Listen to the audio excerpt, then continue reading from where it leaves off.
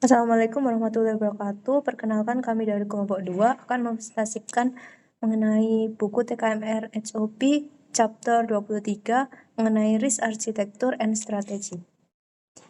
Ini adalah anggota kelompok kami. Perkenalkan, nama saya Anggraini Ibu Sumawardani, NPM 140.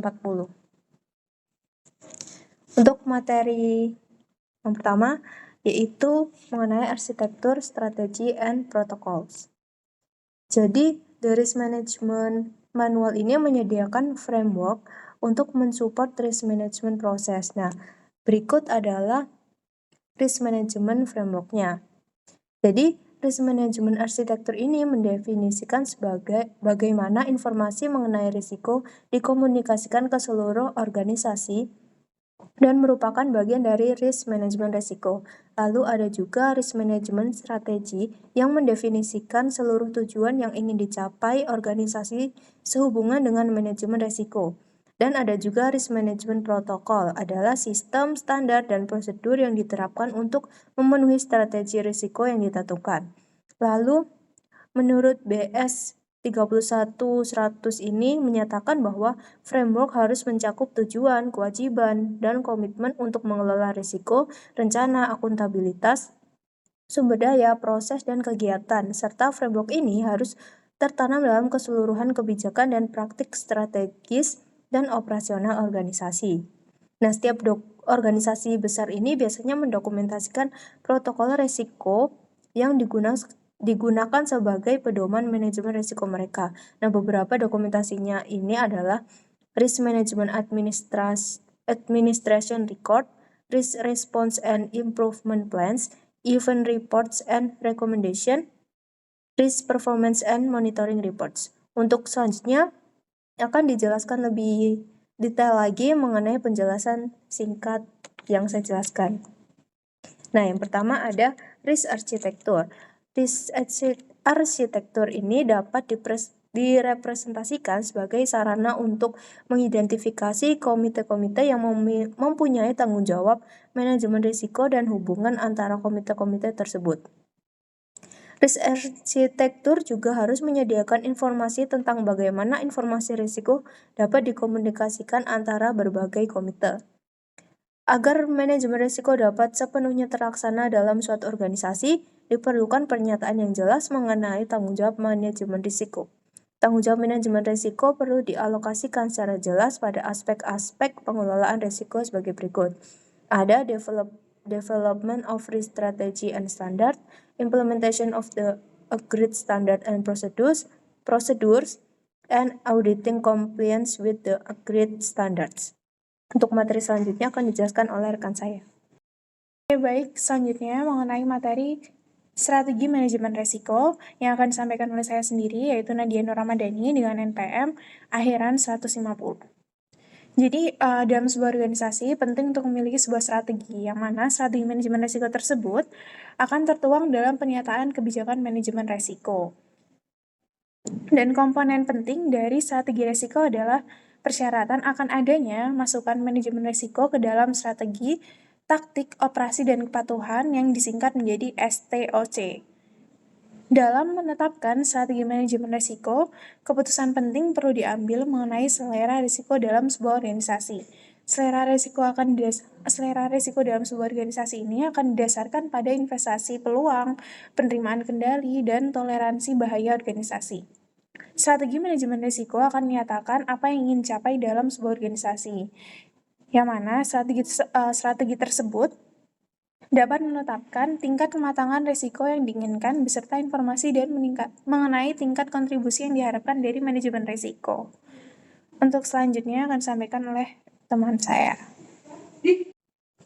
Baik, materi selanjutnya akan dijelaskan oleh saya. Perkenalkan, saya Lina Naomi Garneta dengan akhiran NPM 154. Mengenai risk management protokol. Jadi di sini itu manajemen risiko manual akan menetapkan tanggung jawab atas risiko serta pengaturan untuk menerapkan kebijakan tersebut. Nah, protokolnya itu akan ditetapkan dalam serangkaian prosedur yang tertulis.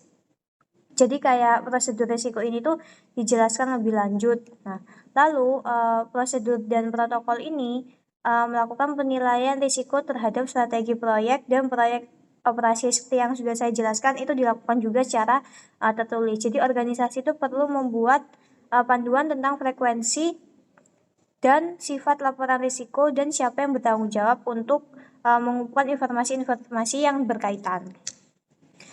Nah, selanjutnya di sini ada types of risk management documentation. Nah, di sini ada activity-nya itu ada 4, yaitu risk governance, risk response, event reports, dan risk performance. Nah, masing-masing itu memiliki risk management documentation yang berbeda-beda. Nah, protokol manajemen risiko ini mendefinisikan dan menjelaskan berbagai kegiatan yang diperlukan dan bagaimana mereka dilakukan atau dijalani. Jadi pedoman manajemen risiko ini biasanya mengacu pada standar yang harus dicapai. Dalam beberapa kasus, pedoman ini tuh mencakup rincian kontrol yang ada, terutama pada pedoman yang mengidentifikasi prosedur yang harus dilakukan. Nah, prosedur-prosedur ini kemudian diberikan dan dijadikan acuan sebagai arahan untuk para direktur, manajemen, dan staf di organisasi. Oke, baik. Materi selanjutnya mengenai panduan manajemen risiko atau risk management manual. Manual manajemen risiko atau panduan manajemen risiko ini memuat kebijakan dan rincian seluruh tanggung jawab, prosedur, protokol, dan pedoman mengenai proses manajemen risiko dan kerangka manajemen risiko yang dilakukan oleh sebuah perusahaan. Manual manajemen risiko atau panduan manajemen risiko menguraikan rincian sistem dan prosedur yang akan diterapkan untuk memantau kinerja serta sarana untuk melaporkan dan mengkomunikasikan manajemen risiko. Hal ini pada dasarnya akan mendefinisikan konteks di mana aktivitas manajemen risiko dilakukan. Untuk protokol risiko ini memberikan lebih banyak informasi tentang bagaimana protokol risiko harus diinterpretasikan dan bagaimana protokol tersebut harus disampaikan oleh sebuah organisasi. Protokol manajemen risiko dapat dilihat sebagai instruksi tetap yang berkaitan dengan manajemen risiko. Seringkali protokol tersebut merupakan pencatatan, misalnya daftar risiko. Protokol atau pedoman manajemen risiko secara rinci akan menetapkan berbagai hal. Yang pertama, risk assessment procedure atau prosedur penilaian risiko. Yang kedua, risk control objectives atau tujuan pengendalian risiko. Yang ketiga, risk resourcing arrangement atau pengaturan sumber daya risiko. Yang keempat, reaction planning requirements atau persyaratan perencanaan reaksi. Dan yang terakhir, risk assurance system atau sistem jaminan risiko. Berikut ini mengenai manajemen risiko, protokol manajemen risiko. Yang pertama, prosedur penilaian risiko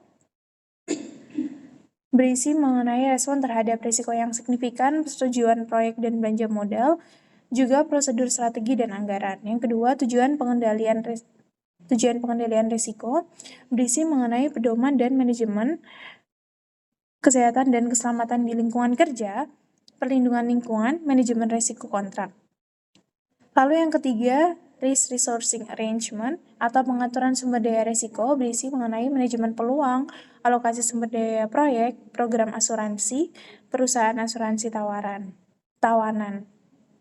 Yang keempat, reaction planning requirements atau persyaratan perencanaan reaksi berisi manajemen kerugian dan klaim, perencanaan bencana dan pemulihan, prosedur pengendalian biaya, juga pencatatan manajemen risiko. Dan yang terakhir, mengenai risk assurance system atau sistem jaminan risiko berisi pemeliharaan daftar risiko, komite RM perusahaan, kerangka acuan komite audit, dan mengontrol pengaturan sertifikasi mandiri.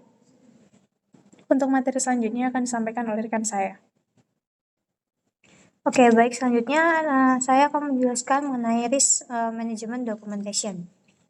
Nah, jadi membuat manajemen risiko manual itu juga termasuk membuat pernyataan kebijakan. Nah, hal itu tuh merupakan kesempatan baik bagi organisasi untuk menetapkan prosedur terperinci tentang berbagai topik manajemen risiko serta menetapkan prioritas manajemen risiko untuk tahun-tahun berikutnya. Nah, the risk good should be specified the manner in which risk management will be achieved within the organization. Nah, ini tuh maksudnya sesuai dengan organisasi itu, jadi harus disesuaikan risk manajemennya dan organisasi tersebut. Nah, penetapan strategi, standar, dan prosedur terperinci penetapan strategi, standar, dan prosedur harus dilakukan dalam kerangka panduan risiko. Nah, jadi format panduan risiko itu sebenarnya beda-beda gitu kan, berdasarkan instansi itu sendiri. Tapi umumnya yang ada di buku itu dijelaskan bahwa akan berisi mengenai financial and authorization procedure, insurance arrangement, management control responsibility, project risk management, lalu ada incident reporting and investigation, event and reaction planning, and physical risk control objective and responsibility. Nah, jadi ini tuh penting untuk mempertahankan catatan yang diperlukan untuk memvalidasi kontrol yang saat ini. Lalu bisa juga mengidentifikasi tindakan tambahan yang mungkin diperlukan. Nah, daftar risiko ini juga merupakan alat untuk mencatat rencana peningkatan risiko dan rincian tanggung jawab dari instansi tersebut. Lalu selanjutnya kita juga harus melakukan evaluasi tahunan kinerja risiko dan laporan kejadian untuk menganalisis kinerja risiko dan menentukan bagaimana sih cara mengatasi risiko tersebut. Hal tersebut itu termasuk dalam manajemen risiko klinis dan sertifikasi kinerja risiko, terutama jika berhubungan langsung dengan pelaporan keuangan. Nah, lalu kita harus juga melakukan monitoring untuk memastikan bahwa organisasi tidak melewati batas toleransi yang ditetapkan. Maksudnya kayak batas toleransi yang ditetapkan ini, risk management yang ditetapkan itu tidak melewati batas. Baik, sekian dari kelompok kami, kurang lebihnya mohon maaf. Wassalamualaikum warahmatullahi wabarakatuh. Terima kasih.